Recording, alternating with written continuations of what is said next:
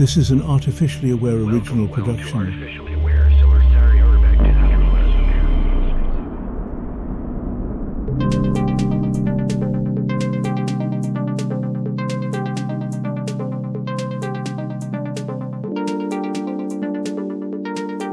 What if I told you that everything you thought you knew about intelligence, those neat little IQ scores, school rankings, and talent labels, is a dangerous lie? What if intelligence is not something you're born with, but something you build, like muscle? Enter Reuven Feuerstein, the cognitive psychologist, who looked at the established world of education and intelligence testing and said, "This is nonsense." He spent his life proving that intelligence is not fixed, and in doing so, he took a wrecking ball to the traditional systems that boxed people into categories like gifted or slow learner. Stumbling across his work felt like finding a glitch in the matrix, a way out of the mental traps that your human systems cling to so stubbornly. This story isn't just about a theory, it's about freedom. And it starts in Romania, in the unlikeliest of places.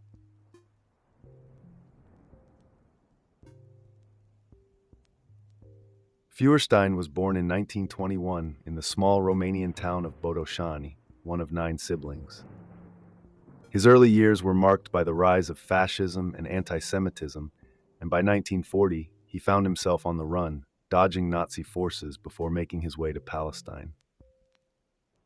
But let's not gloss over this period as a simple backstory. It is essential. His upbringing in a marginalized community fostered a deep understanding of what it means to be written off by the world. This wasn't just some boy reading books and dreaming of psychology. It was a formative experience that planted the seed for his lifelong mission, the unyielding belief that no one's potential is predetermined by their circumstances, IQ tests, or even trauma. That was the first crack in the idea that intelligence is a stable trait, a crack that would soon shatter into a revolution.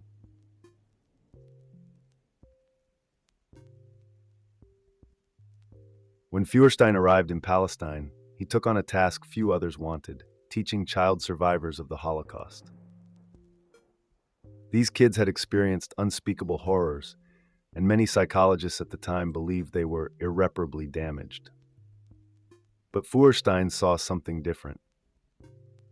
He saw flickers of possibility in their broken gazes and erratic behavior.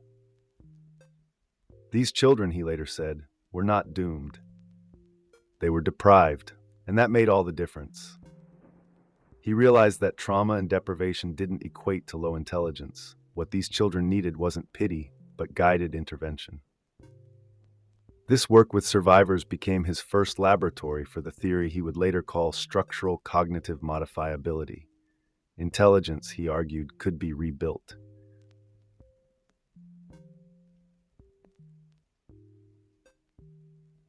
Feuerstein's ideas began to crystallize when he encountered children of Moroccan, Berber, and Jewish descent who had immigrated to Israel. Upon arrival, these kids scored poorly on IQ tests, leading many to assume they were cognitively inferior. But Feuerstein wasn't buying it. He noticed that whenever he engaged with them personally, asking questions, teaching them puzzles, their performance dramatically improved. This raised a provocative question: was intelligence being measured incorrectly? Feuerstein concluded that intelligence could not be defined by a score at one point in time. Instead, it was dynamic, constantly evolving based on interaction, environment, and effort. This insight became the cornerstone of his life's work, the idea that intelligence is not something you have, but something you develop.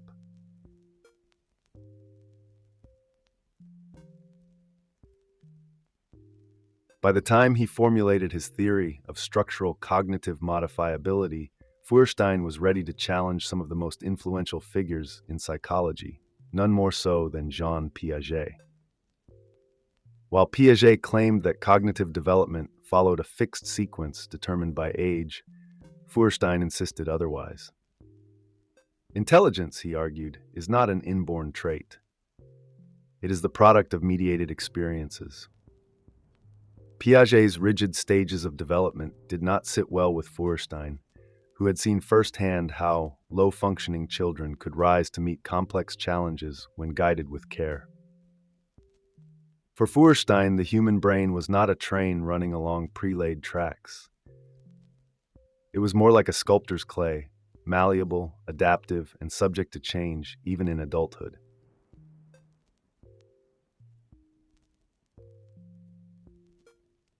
Feuerstein's next big leap came with his theory of mediated learning experience, MLE.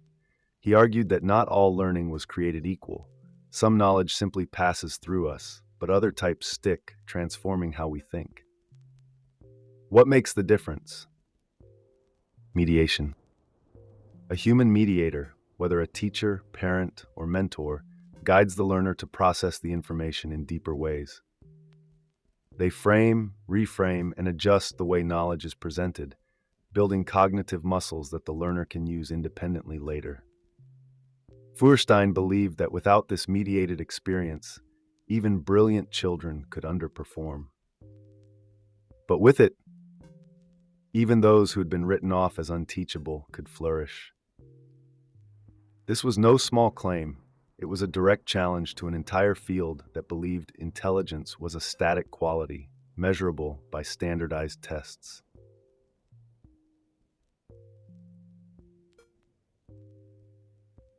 At the heart of Feuerstein's vision was a new way to assess intelligence, dynamic assessment.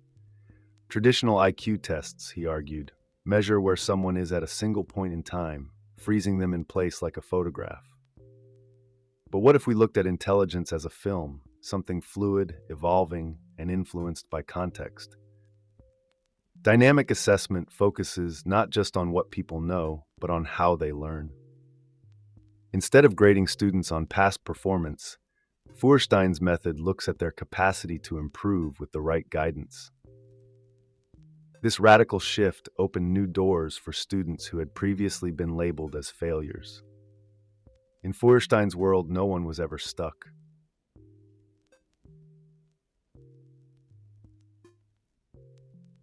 One of Feuerstein's most revolutionary contributions was his instrumental enrichment, IE, program. Developed as a toolkit to enhance cognitive abilities, IE was a set of exercises designed to improve skills like problem solving, spatial thinking, and logical reasoning. But it wasn't just about teaching students how to solve puzzles. The real goal was to equip them with the tools to learn how to learn. Feuerstein wanted learners to bridge the skills they developed in these tasks to other areas of life, whether that meant better academic performance, social interaction, or even personal growth. This wasn't enrichment for enrichment's sake. It was cognitive liberation. Through IE, Feuerstein believed students weren't just mastering content, they were mastering their own minds.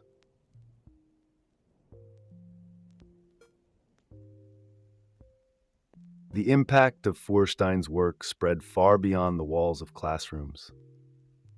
His methods were adopted across the globe, in Israel, the United States, Japan, Brazil, and beyond. In the US, impoverished rural students in Bahia, Brazil, and struggling high schoolers in Cleveland saw cognitive gains thanks to instrumental enrichment programs. Deaf immigrants from Ethiopia, students on the autism spectrum, and brain-injured individuals all experienced improvements in thinking, problem-solving, and emotional regulation. Feuerstein's work showed that cognitive enhancement was possible not just for those labeled as gifted, but for everyone. His message was clear: intelligence is not a privilege. It is a right.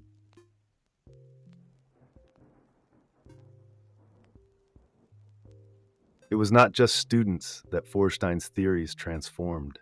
Entire institutions began to rethink their approach to education. He trained military personnel, business professionals, and even factory workers, proving that cognitive modifiability was relevant at every stage of life. His program wasn't confined to children or classrooms. It was applied in retraining adults in industrial sectors and military operations. The message? It is never too late to change the way you think. And while many were inspired, not everyone was thrilled. Feuerstein's ideas shook the foundations of psychology and education, and not everyone was ready to abandon the comfort of fixed categories and predictable outcomes. His work wasn't just a shift. It was a threat to those who believed that intelligence could be measured, sorted, and filed away neatly.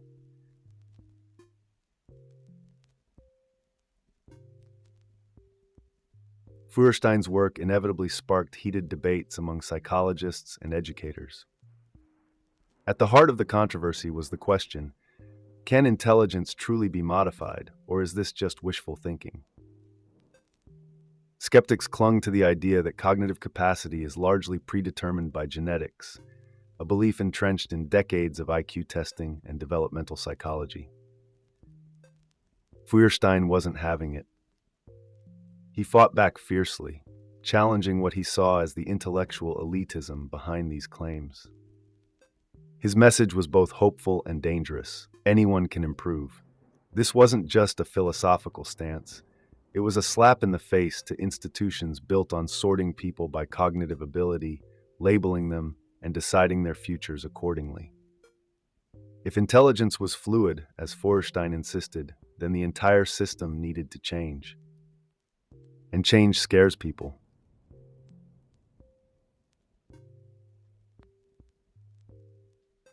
A key influence on Feuerstein's work came from an unexpected source, Rabbi Menachem Mendel Schneerson, the revered leader of the Chabad Lubavitch movement. The two men corresponded for years, discussing not just psychology, but the deeper meaning of human potential. Schneerson's spiritual insights resonated with Feuerstein's belief that every person is capable of growth, regardless of their current limitations. Feuerstein's approach, like Schneerson's teachings, emphasized that every individual contains sparks of potential waiting to be ignited. This connection between faith and science added another layer to Feuerstein's philosophy. It wasn't just about cognition. It was about dignity, purpose, and believing in the infinite capacity of the human spirit.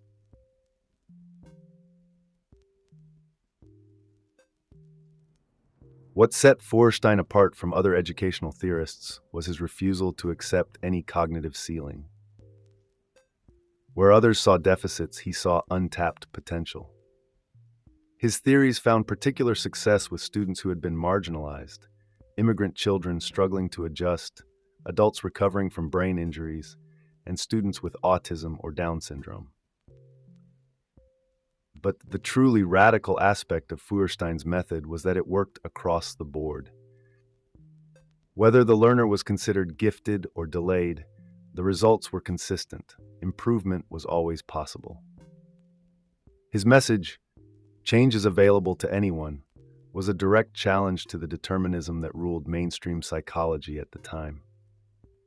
Feuerstein wasn't just tinkering at the edges of education.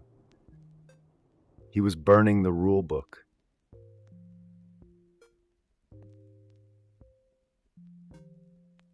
Despite his successes, Feuerstein faced resistance from academic institutions and policymakers. Many argued that his methods were too idealistic, too resource-intensive, or simply incompatible with the standardized models of education. But Feuerstein remained undeterred. He saw these criticisms not as obstacles, but as further evidence of the limitations of conventional thinking. He believed that the very existence of standardized tests was part of the problem, an attempt to measure something fluid with tools designed for rigidity. Education, he often said, is not about where you start, but about where you are willing to go. His battle wasn't just against individual skeptics. It was against an entire system built on the premise that only some people could succeed.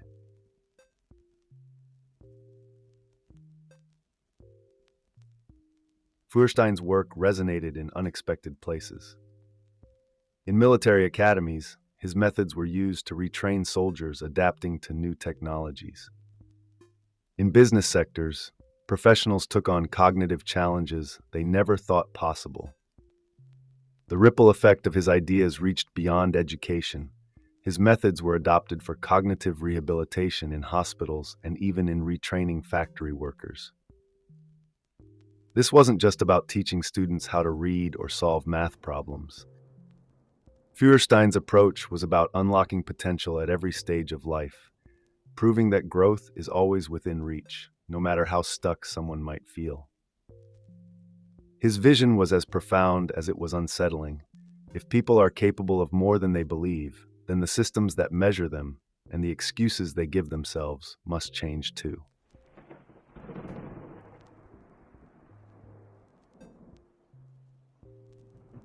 Feuerstein's theories have stood the test of time, even as neuroscience and brain imaging tools now validate what was once considered revolutionary.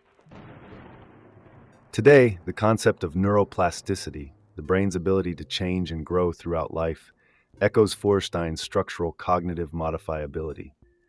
What he knew intuitively, science is now proving with hard data.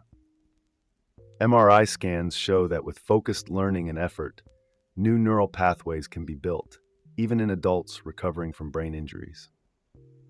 Feuerstein was ahead of his time, not just in psychology, but in believing in a kind of human potential that defied easy categorization.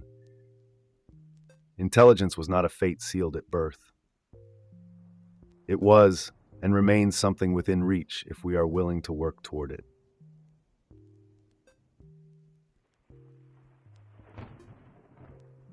Feuerstein's legacy lives on through the hundreds of programs, schools, and communities around the world that continue to use his methods.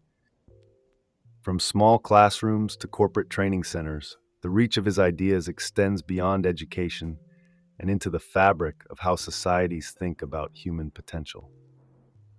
His work challenged the idea that intelligence is the privilege of a few, and in doing so, it democratized cognitive growth. Instrumental enrichment programs are still transforming lives, helping students with autism, retraining adults for new careers, and teaching underachieving children that they are far more capable than the system ever told them. What Feuerstein created wasn't just a theory. It was a blueprint for human empowerment.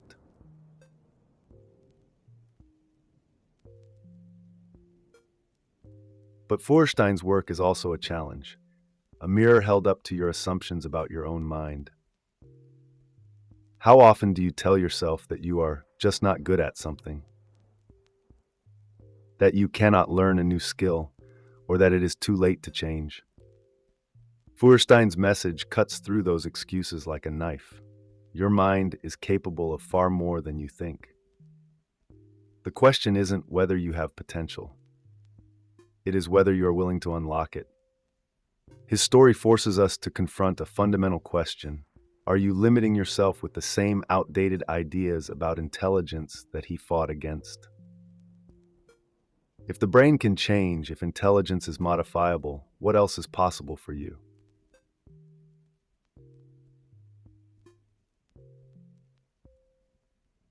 Feuerstein's life's work is a call to action, not just for educators and psychologists, but for anyone who believes in growth.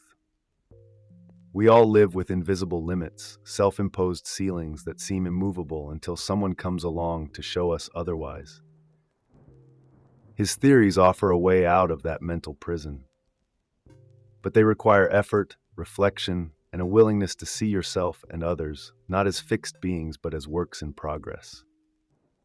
The uncomfortable truth is that growth is always possible, but it demands something from you. You must be willing to let go of the belief that you are done becoming who you are. That is the dangerous lie Feuerstein spent his life dismantling. The lie that intelligence, potential, or personal growth ever have a finish line.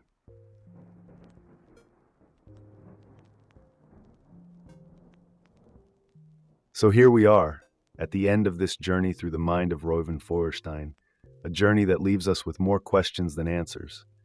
And that's exactly the point. Intelligence is not a static trait. It's not a test score. It's not an excuse. It's a process, a lifelong adventure of growth, failure, and learning. Feuerstein proved that it's never too late to change how you think, and his work serves as a reminder that the only limits are the ones you accept.